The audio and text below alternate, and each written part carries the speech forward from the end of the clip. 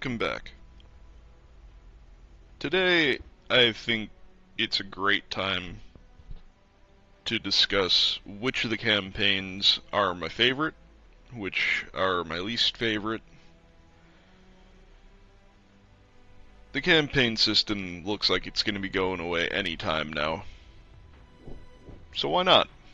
There was a post on the Reddit the other day that I think I responded to, where I was basically ranking my various favorites. To be honest, I think that I probably have a different take on this than a lot of people. I know a lot of people really, really like Normandy. I know a lot of people love Berlin. I'm probably going to have a different take than most people. So, starting from the bottom, I think my least favorite campaign has got to be Berlin. Now, I've played a lot of Berlin as the Germans. I've played an alright amount as the Soviets. I'm about halfway through the campaign, but I've put a lot into playing the Germans here. Mostly because when they first announced the merge way back, I was like, oh, I gotta get the end of the tech tree. Oh, I'm gonna save myself so much effort.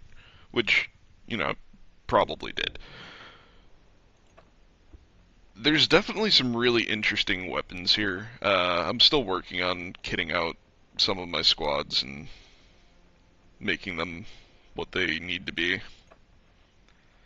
There's a lot of very powerful weapons here. A lot of automatic weapons and a lot of really interesting and unique weapons. Some of them show up in other places, though. I think the biggest drawback to Berlin is it's the most difficult campaign to start in. It's not awful starting as the Russians, but you're starting with bolt-action rifles, which is fine. I think bolt-action rifles get a bad rap in this game. I think they're kind of underrated. But just because I can sometimes pop a squad of PPSH drum boys before they mow down 3 of my friendly squads, I mean, I understand where people are coming from. Now, without a doubt, the Volkssturm and the Volkssturm weapons are some of the most interesting and unique in the game. There's something that's very rarely seen in other games. In fact, the Fall of Berlin as a campaign is a really cool idea. In a game where it's supposed to be like competitive, PvP game, it's interesting to fight through the final days, and in a way it's kind of a what if they held the line, but I mean, knowing history, in reality it was inevitable. At that point, even if they had held on longer, they were never going to suddenly win the war in Berlin. But it's really cool to fight it on both sides. But like I said, the progression in Berlin can be really difficult.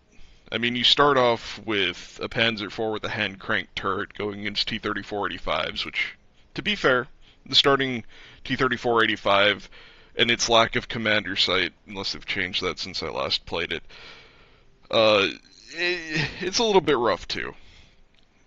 It's nice that you get the Panzerfaust early on. It performs very well because you're in this rugged city environment with collapsed buildings and rubble and tons of places to hide and jump out of. And it's nice that you get the Gewehr 43 relatively early on, but it can be a difficult campaign to progress through.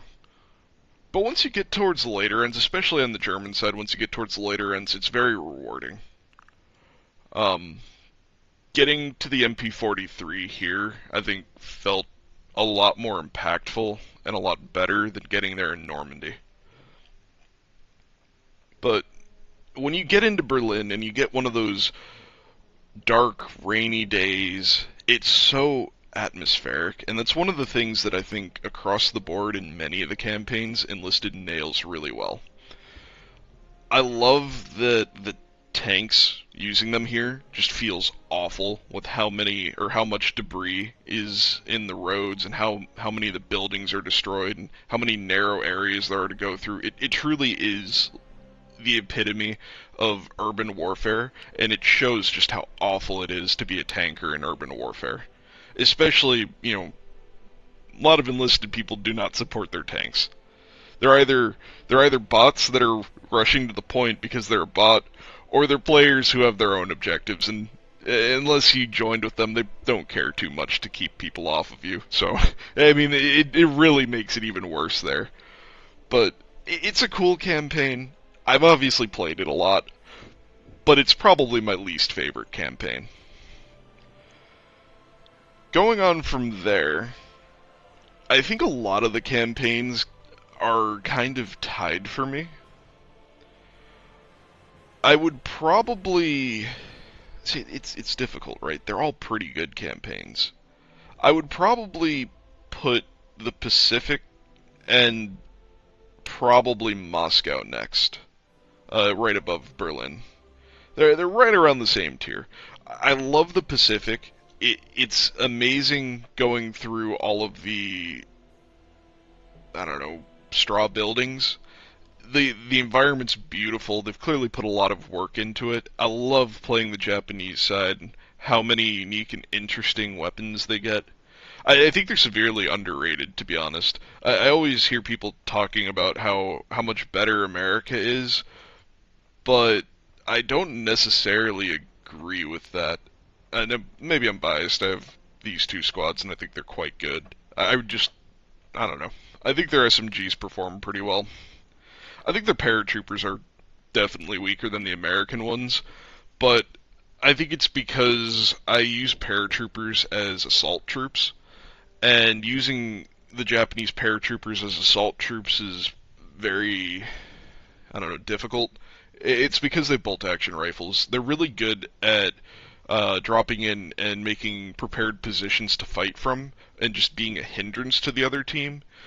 But if you take the American paratroopers in the Pacific, you've got M1 carbines, so it's really easy to rush a trench line. You get bars, so as like the assault variant, so they do very well pushing positions. They get sniper grenades, so they do really well at standoff ranges.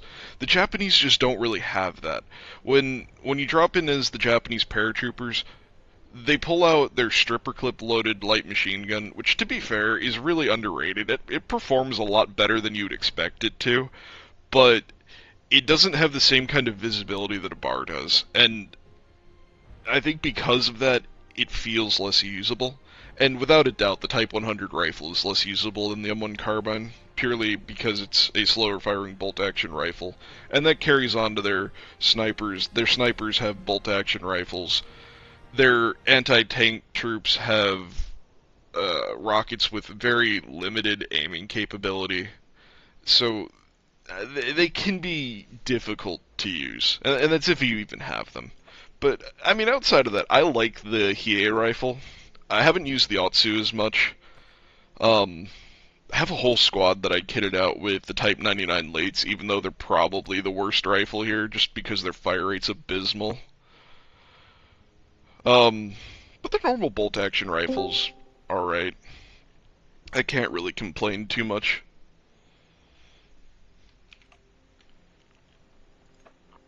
That being said, their Type 97 anti-tank rifle is by far, without a doubt, the single best sniper rifle in the game. I mean, sure, you can use it to take out tanks, but you have a 20mm semi-automatic rifle. You can also just sit there and go pop, pop, pop, pop, pop down the line, hitting everybody who looks at you the wrong way. It is the single best thing in the Japanese campaign. The Type 5 and the Type 4 are okay. I mean, they get the job done. The tanks in the Pacific really aren't that scary. Obviously, there's a lot of stuff that I'm missing, but that's not a good squad to look at. Yeah, I don't have the Type 4, which is basically a grand. Now, on the flip side, I do think it was a mistake giving the Americans the M2 carbine here. They definitely did not need it. I have this filthy squad that I'm working on. I like the war a lot. The T-20 is actually amazing. I looked at the recoil on it when it first came out, and I saw 76, and I was like, oh my, that's going to be awful. No. It actually feels, to me, it feels better than the normal grind on semi-auto, but even on full auto, it's way more controllable than 76 recoil would lead you to believe. It's actually a very usable rifle. What I want to do is fill out the rest of the slots with T20s once they're available for gold, or once I get more gold orders, whichever comes first. It's actually amazing. I love this rifle. Um, these guys perform pretty much how you would expect. They're new for me with the anniversary. Same with the Japanese ones. I saw they were going away, and I figured, what the hell. Um, obviously, I got into the campaign with the Axis when it came out. So I have these guys. The Risings are fine. You pretty much get the same thing in the campaign. To be honest, I think uh, a lot of the weapons that the Americans get by default here are, I don't know, average. The M1 Thompson, if you get to 33, seems like it'll be pretty good. The Owen statistically looks pretty good, but I know one of my friends hates it. Obviously, getting the bar is awesome. You could easily just run every machine gun team that you could find in the campaign and perform very well. I don't really know how well the Johnson performs, but I imagine it's probably pretty good. But I like it. It's atmospheric. I like that you take off and land on the carriers. I kind of hope that they bring an airfield mechanic to like that to the other campaigns. I like that you can repair there. I like that it gives you this non-instant action thing where you actually have to approach the battlefield. Um, I could see them expanding it in the future. What I actually think would be really interesting is instead of having the aerial resupply point, I kind of wish they would get rid of that entirely. And instead, if you've ever played Battle Stations Pacific, you would fly a squadron of planes, but you'd fly the lead plane, and if he died, you'd move to the next guy exactly like the squad mechanic on the ground. That's what I would like to see, where you bring out your plane, you fly a squadron of planes, and then whenever you go to hit stuff on the ground, your other planes will, like, sit back in, I don't know, orbit, and then whenever you're engaging other people, your planes and your AI planes will engage the other player and their AI planes, so you kind of get more of a, like a furball going on above the battlefield. But the like key point there would be that you don't get to rearm in the air. You have to go back to the carrier or back to the airfield, and you have to land, and then you have to rearm. So pacing wise, it would be pretty similar to what we have right now, where a plane can just go in and out and in and out and in and out, right, and hit the battlefield. Because you would go in and you would hit with your main plane, and then you'd switch to the next plane and you'd bring him in. It basically they'd be sitting in like a stack. Um, I mean, I say all this because I fly like flight sims. You guys might not know what I'm talking about, but basically, imagine that they hold outside of the battlefield unless you're engaging other planes, right? And then they come in to help you. And then if you die, you switch to them. It probably would be way too complicated to actually implement in the game the way that I'm thinking, but that's more for like pacing and balance for the ground. What they could honestly do is just have it so that they fly in formation with you, and when you shoot at the ground, they all shoot at the ground, which would work too, but I think that would be kind of devastating. But maybe it would also be a waste. I'm sure that there would be a ton of like wasted ordnance. Either way, I think it would be really cool to have more AI planes in the air just to make the battle feel more alive and chaotic. But again, it would be predicated with you have to go back and you have to land and you have to take the, I don't know, 20, 30 seconds like you would in War Thunder to rearm before you can take back off. I think that would be a really cool mechanic.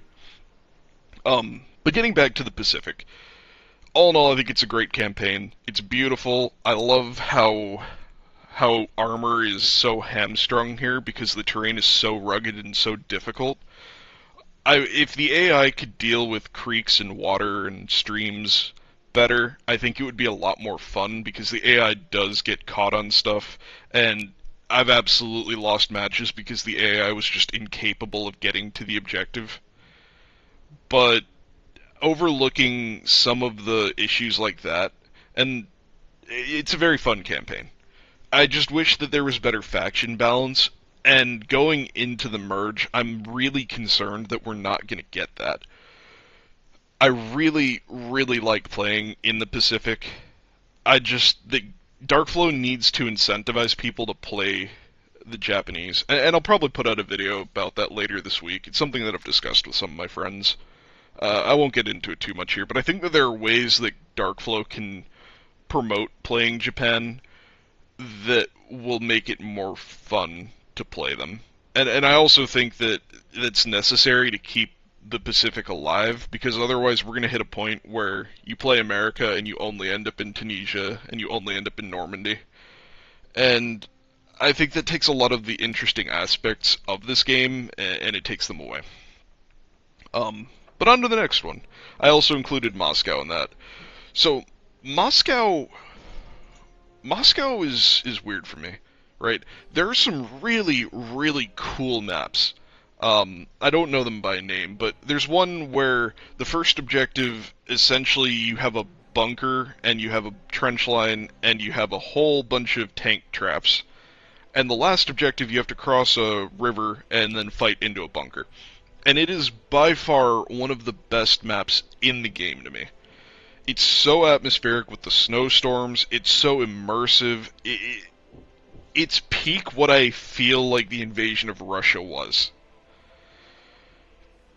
And it's so much fun.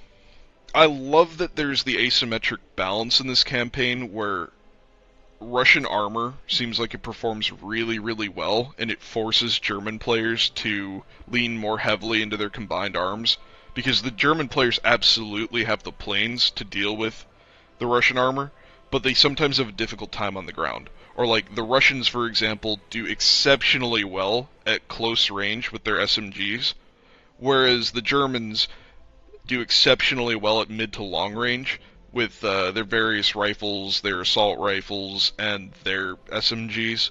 So I like that it's balanced in a way that isn't just one-to-one equivalent. I think that games can get really boring if you harmonize everything and homogenize everything, so every time you have one weapon, you have an equal weapon on the other side that does the same thing. It obviously creates a better competitive environment, but I also think you lose out on a lot of what makes historical gaming and simulator gaming interesting. But I also recognize that you have to make a compromise between the two to actually appeal to people, because you're going to have a more casual audience that's going to enjoy playing the game more if there's interesting things where they have to think a little bit and overcome it. But at the same time, your competitive players who are trying to be the best and really just want to play on an even playing field, it doesn't vibe with them nearly as much. I think one of the issues that I take with Moscow that will hopefully be addressed in the future is that there's nothing in the Moscow campaign that stands out as being iconically Moscow. I feel like you could take any of the maps from the Moscow campaign, and going into the merge, you could cease calling it Moscow, and you could just call it generic Russia, and you could fight them at any BR, and I think that it would feel right at home, whether you're in 1941, 42, 43, 44. You could be fighting anywhere from Poland all the way to the rural areas outside Stalingrad. And I feel like it's all just generic Russian countryside. So maybe that's a good thing with the merge, because that'll get you more map variety, but one of the things I appreciate about Berlin, for example, is it's very distinctively Berlin.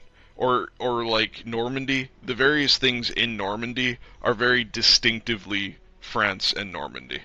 Now, some of them aren't like perfect one-to-one to what the towns look like, but if you've ever played a game that takes place in World War II France, it captures the atmosphere and the look. In some ways, I think Tunisia suffers from the same issue that Moscow does, where it's not distinctive enough to a certain area. I think as somebody who isn't familiar with Tunisia, in real life, I mean, I think that it looks like it could be just about anywhere in North Africa that was fought over throughout the various campaigns that took place in North Africa. That being said, I think a lot of the weapons here are interesting. I think it's a lot of fun to play here because I do really like early war campaigns. Um, you would think that because I prefer early war campaigns that I would rank the Pacific and Moscow and Tunisia fairly high, and to some extent, yes. I think it's just certain things don't make it as awesome, I guess. Like if Moscow had the same kind of immersion that Stalingrad has or that Normandy has, it would probably rank higher for me because I think the weapons here are awesome and I think the asymmetry is awesome. Um I think putting the MKB-42 in and the Fedorov, it makes sense, but I think the campaign probably played better without it. See, I think the MKB fits really, really, really well into Stalingrad. I think that historically it makes sense for them to be coming out around the end of Moscow, but like it just kind of rubs me the wrong way.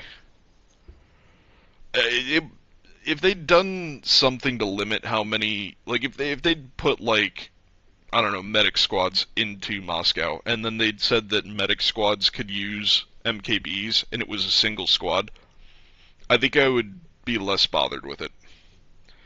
Um, but if you're playing with people in your match who are either just starting out in the campaign or they're like bolt action enjoyers,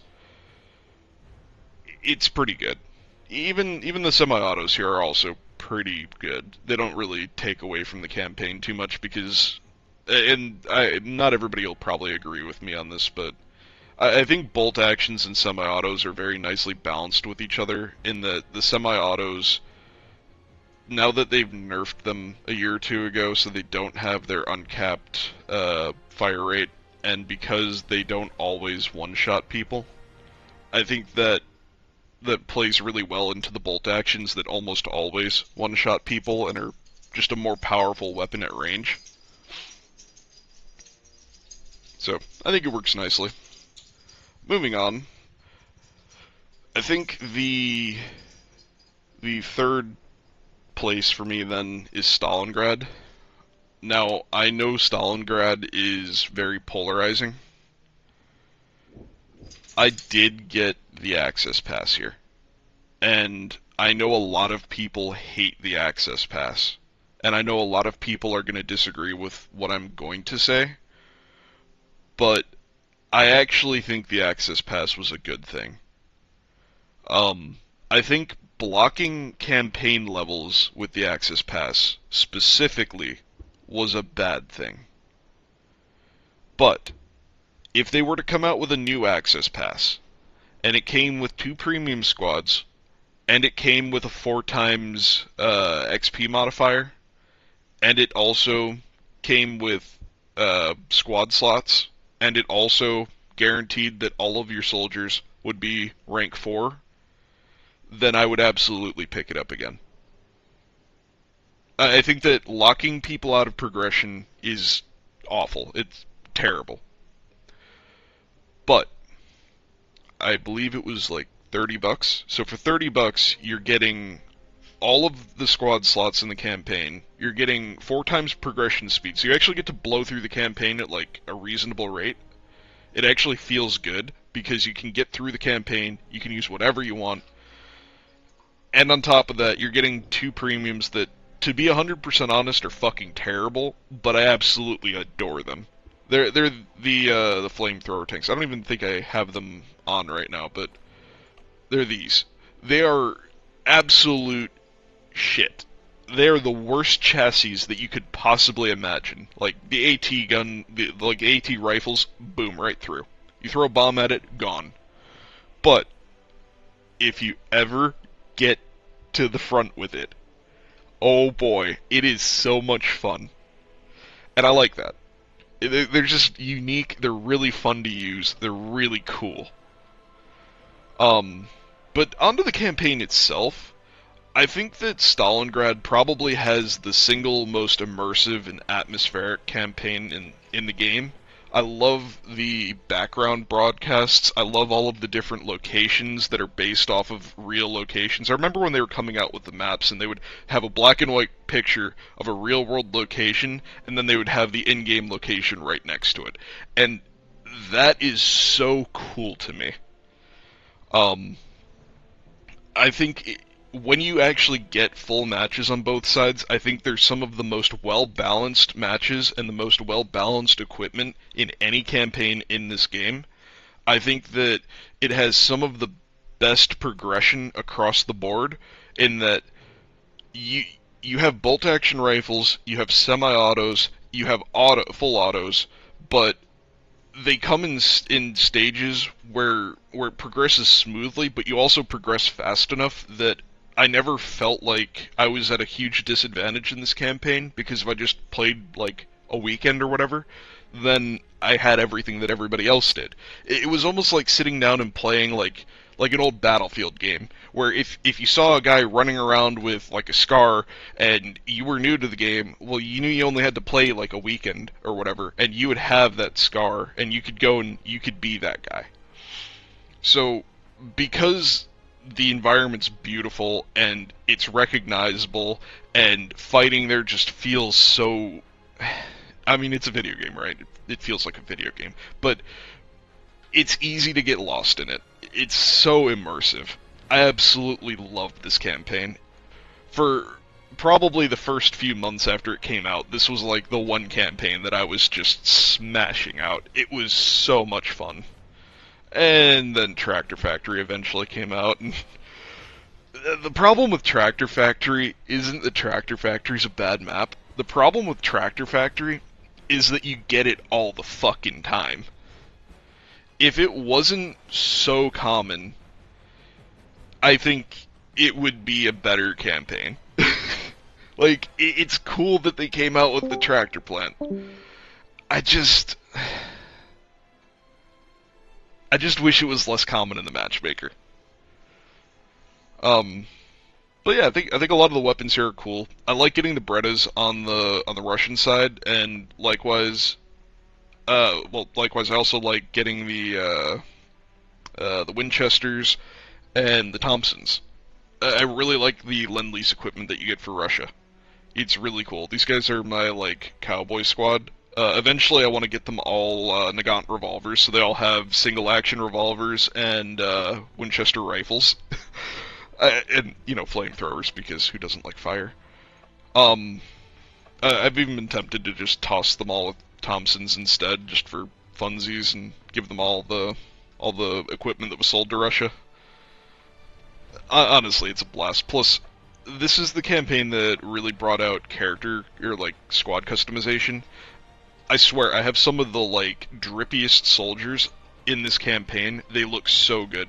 This look with the black like winter coat and the black ushankas looks so good. I want to put it on more of them.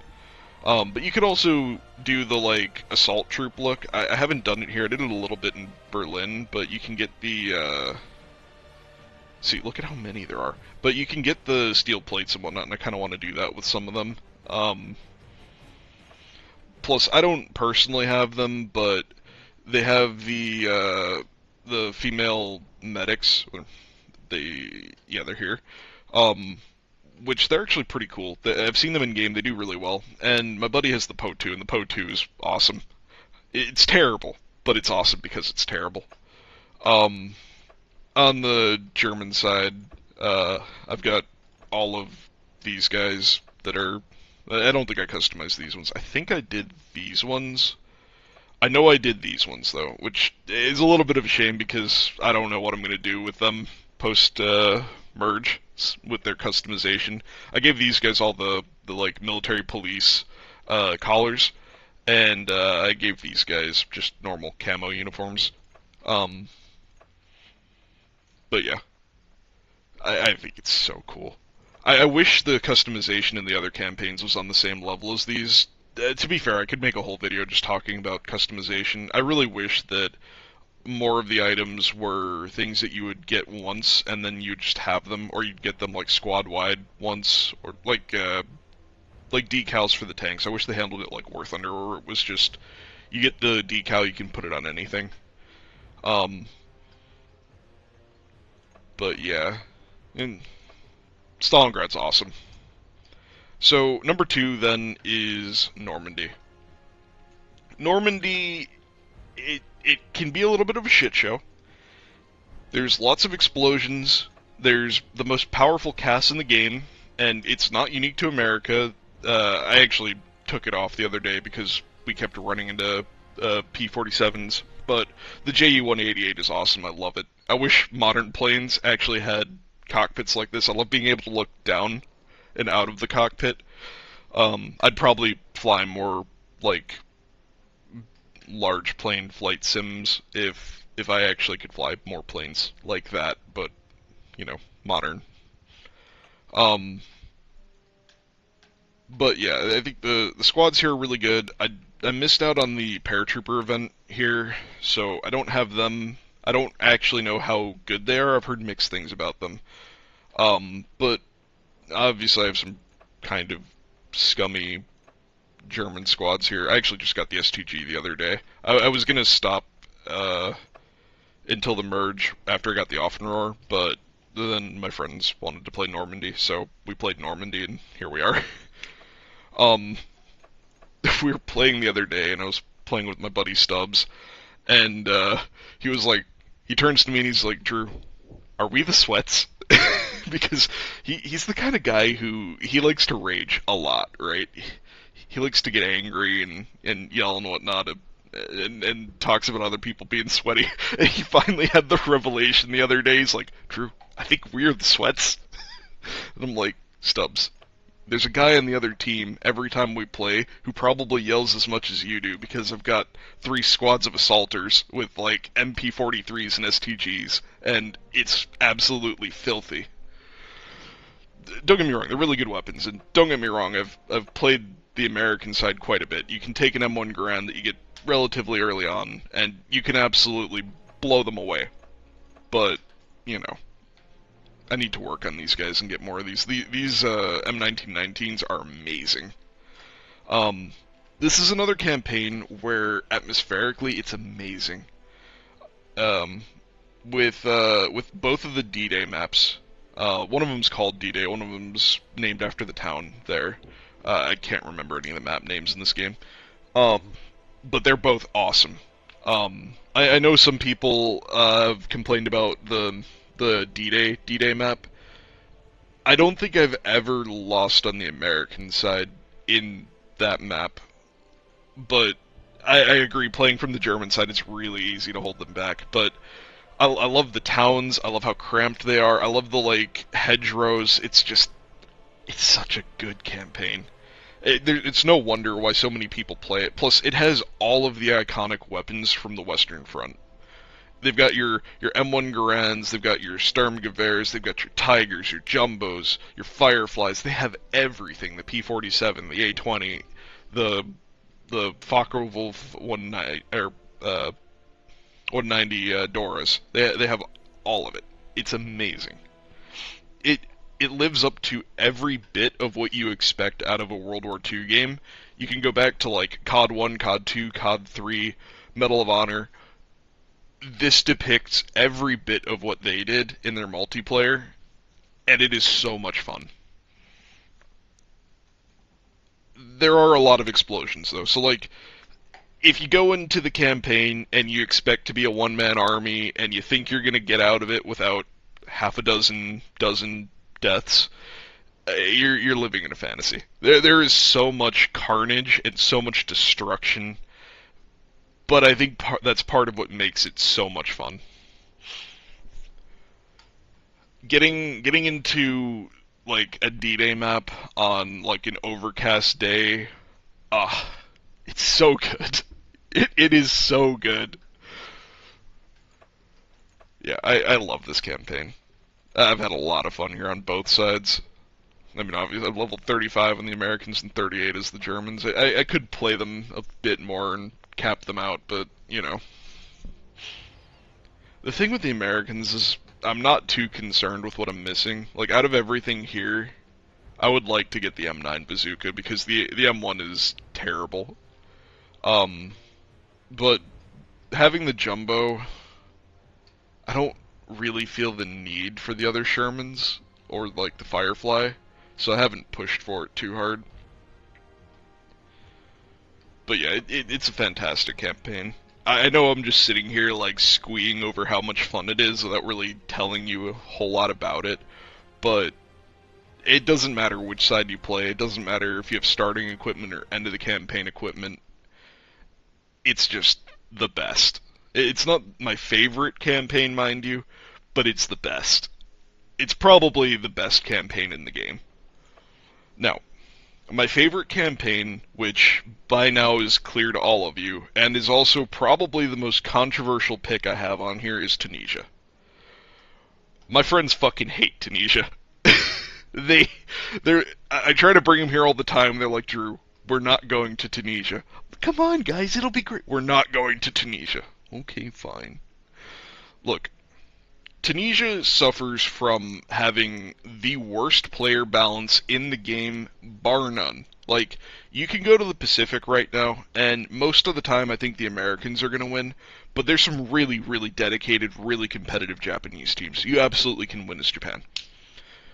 When you go here, and it's actually the same with Berlin, right? Right now, the Axis is absolutely stomping in Berlin every time I go there. But if you get a dedicated Russian team, they will absolutely run over the Germans. It's just whether or not you and like two of your buddies want to go and play Russia, because three people absolutely is enough to turn the tide in Berlin. You can take a full squad into Tunisia and you can play the wrong side and it doesn't matter. The entire time that I've played Tunisia, there has never been player-based balance in Tunisia. Not even a little bit. For like a year, it was nothing but uh, Britain and America. I remember a time before then when the Axis was strong, and then for like a year it was all allies, and just recently it went back to being Axis.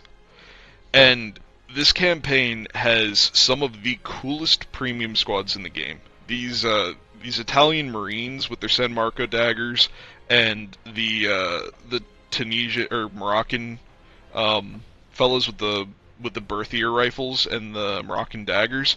They're by far the coolest in the game. They're right up there with the Labelle boys from Berlin and uh, fuck, what are they called? The MG-13 squad in Moscow. They're just really unique, really interesting, and I love their outfits. I love having the like pre-war powder blue Wehrmacht uniform in Moscow. I love having the Volkssturm with their labels in Berlin, and I love being a Moroccan with by far the coolest coats in the game here. Also, I really like the Berthier rifle. I really like the sight on it because it has like a U-shaped sight. So instead of putting like a sight leaf on the target, you basically put the target in between these two little pincers on your front sight block. It's really cool. Um, and it also uses a Mannlicher style clip, and I really really like Mannlicher style clips. Probably why I like the Italians so much, to be honest. Which there's another thing, my friends hate using Garganos. Um, but the flamethrower squads here are fucking dirty. They're unique, but they're dirty. The bikes I would never recommend to anybody. It's definitely my biggest regret in the game. I got them when I was in like a sale when I was new, and well, relatively new. I don't remember exactly how long they'd been out, but anyway, they're not that good. They're good specifically in Tunisia, specifically because the maps are flat and wide open, and specifically because you can use them to get really aggressive flanking spawn beacons. And that's it. Outside of that, they're not that good.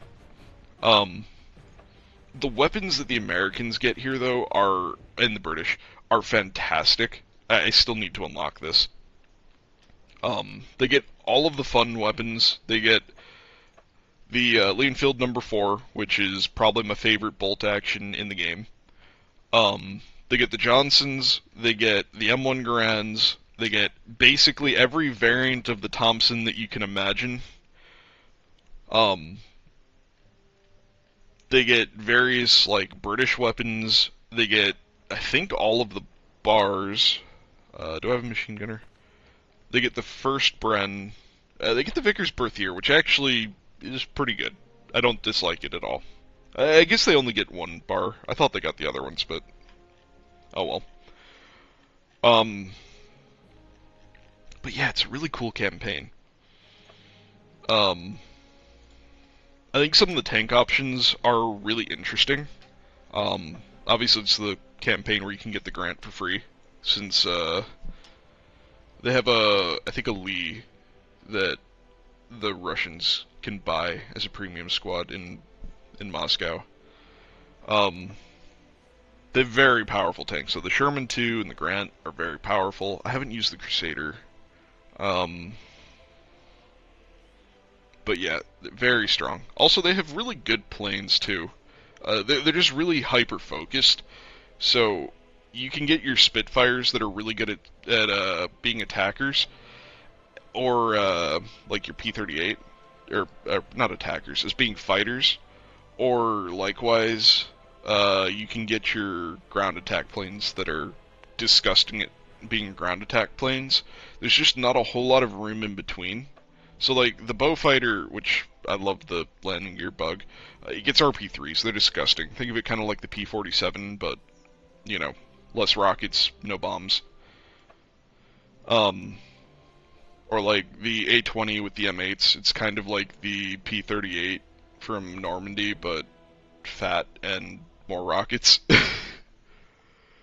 And the Dauntless just has an enormous fuck-off bomb, and I love it. On the flip side, I think the Germans really struggle with armor early on. That's why I got this one in one of the sales. Admittedly, this one doesn't get heat. I wish that this Panzer III got heat. If it did, I think it would have really leveled the playing field for Germany. Um, but the Stuka is really good.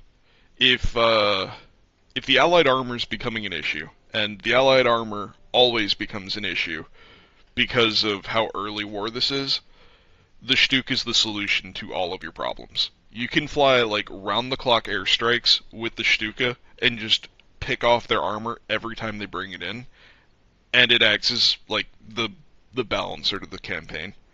Um, because if you don't have the Offenrohr, which you don't get until level 35, or if you don't have the Panzer IV F2, or the Panzer IIIJ, I guess, dealing with the high-end Allied armor can be extremely difficult, because your AT rifles generally aren't going to do it.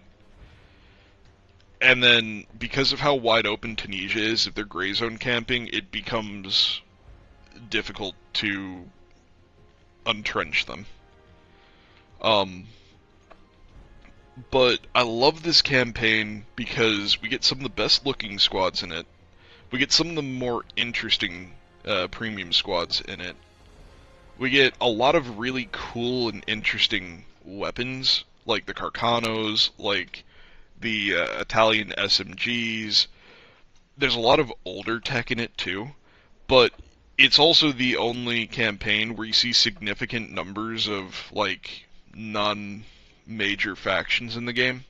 I love getting to play as the Italians.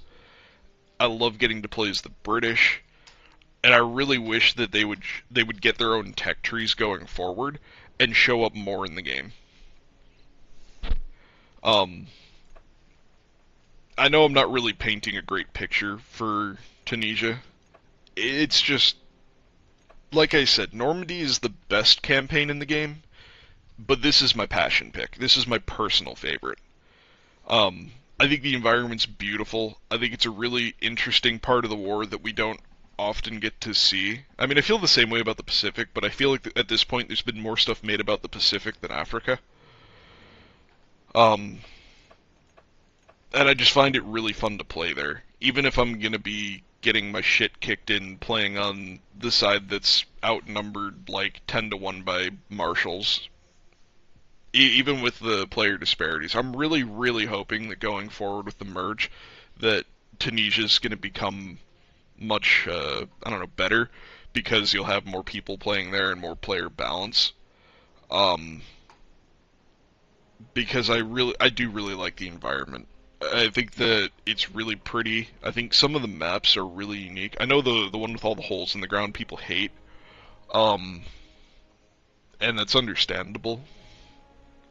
I think if you learn the tunnel networks there well, it becomes much more playable. Because a lot of the holes have access points that you can get to if you don't just try to run into the top and jump in. Um, but I also think it creates a very different style of gameplay around those holes that you don't otherwise get in other campaigns. Um, and I just really like early war tech. It's another campaign where you get tons of bolt action rifles, and you don't even though there are semi-autos here, you don't see a whole lot of them. And certainly there's no like M2 carbines or MKBs, so that's cool. But yeah, I would love to hear what your campaign orders are. I'm sure that a lot of people disagree with me. I know that Tunisia is going to be everybody's last pick. Um, I could have probably put the Pacific higher. Um, I think I went Berlin, Moscow, and the Pacific at the same level. Stalingrad, Normandy, Tunisia. I could do Berlin, Moscow, Pacific. Um, I like the environment more, I think, with the Pacific. Um, there are some really interesting squads here, though. I absolutely love the BA-11. It's really not that good. It's just fun, and this was at the time that I picked it up. It was an old event vehicle in War Thunder, and I was like, well, I can get it in enlisted. I'm never gonna be able to get it in War Thunder. And then it actually turned out to be awesome, and I had a blast with it. Even though AT rifles kind of blow right through it, it's just a fun vehicle. Um, the AA gun event squads here are pretty cool. The AT guys are pretty cool.